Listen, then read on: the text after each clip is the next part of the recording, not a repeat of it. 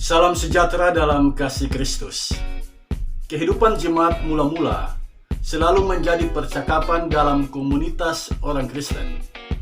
Kehidupan jemaat ini dipandang kehidupan yang sangat ideal, komunitas Kristen yang terbaik. Dalam komunitas ini tidak ada yang berkekurangan. Semua anggota komunitas mendapatkan makanan dan pakaian yang cukup. Mereka hidup layak. Yang menarik, ada yang sampai jual tanah. Lalu kemana uang hasil penjualan tanah itu? Bukan untuk pribadi ternyata, tetapi untuk persekutuan. Untuk persekutuan. Pertanyaan kita sekarang adalah, mengapa mereka bisa hidup sedemikian itu? Apa sesungguhnya yang mendorong warga jemaat begitu memperhatikan kesejahteraan jemaat? Video kali ini berfokus untuk menjawab pertanyaan ini.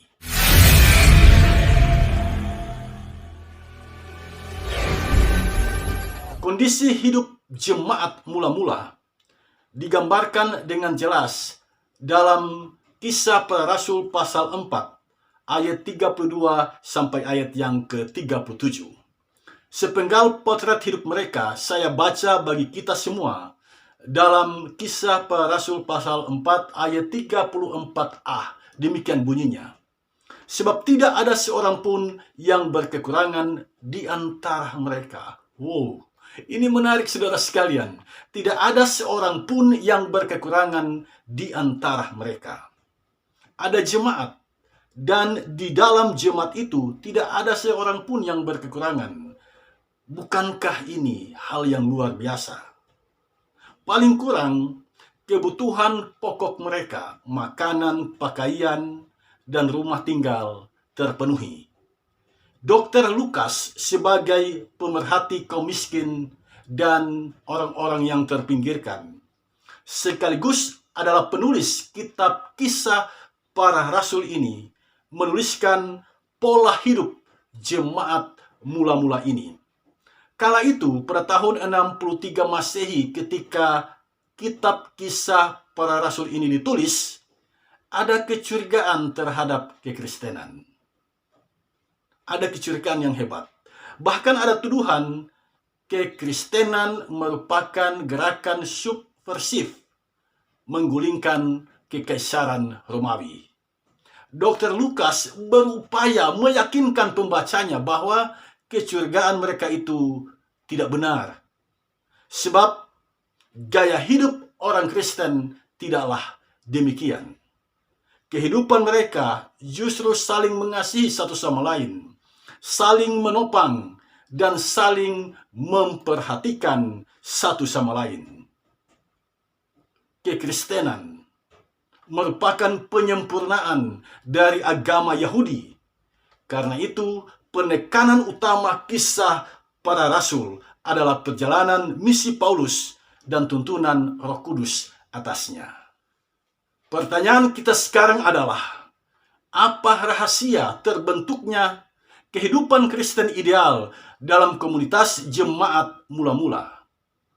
Jawabnya satu kata, charis. Charis adalah sebuah kata dalam bahasa Yunani yang diterjemahkan ke dalam bahasa Indonesia kasih karunia. Jemaat mula-mula hidup dalam kasih karunia yang melimpah-limpah.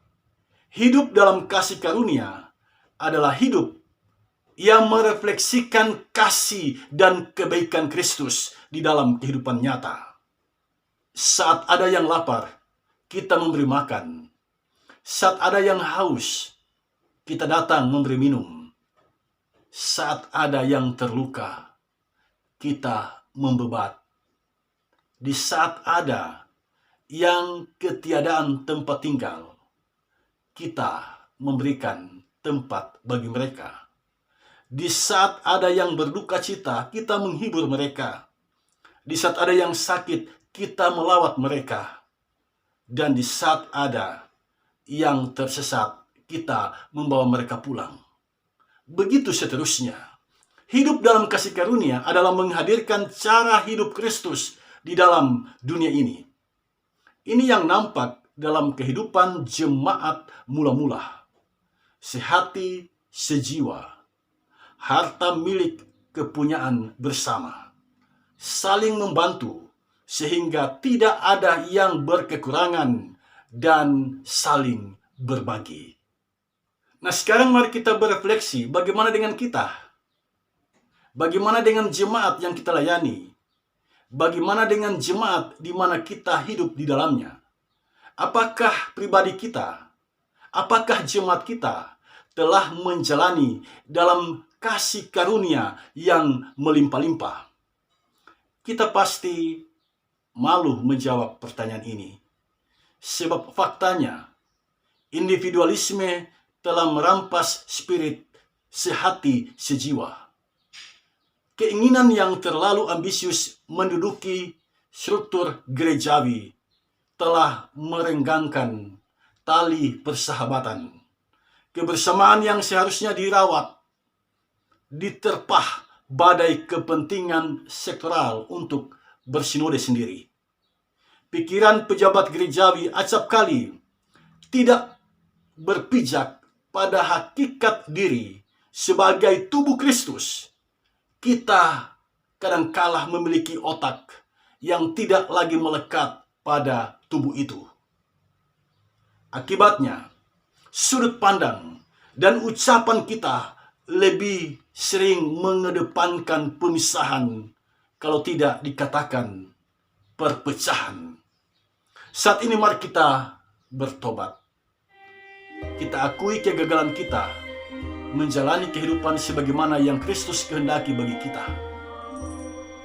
Kita belajar merendahkan diri, memberi diri dituntun oleh Roh Kudus.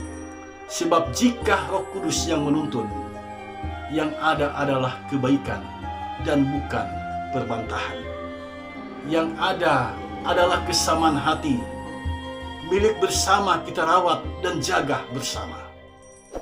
Berhentilah mencaci, tapi kedepankanlah memperbaiki. Akhirilah sengketa dan viralkanlah cinta kasih. Lawanlah hasrat bermusuhan dengan sentuhan kasih sayang. Marilah kita saling peduli satu sama lain, saling menopang satu sama lain, saling membangun satu sama lain. Sebab begitulah hidup dalam kasih karunia yang melimpah-limpah.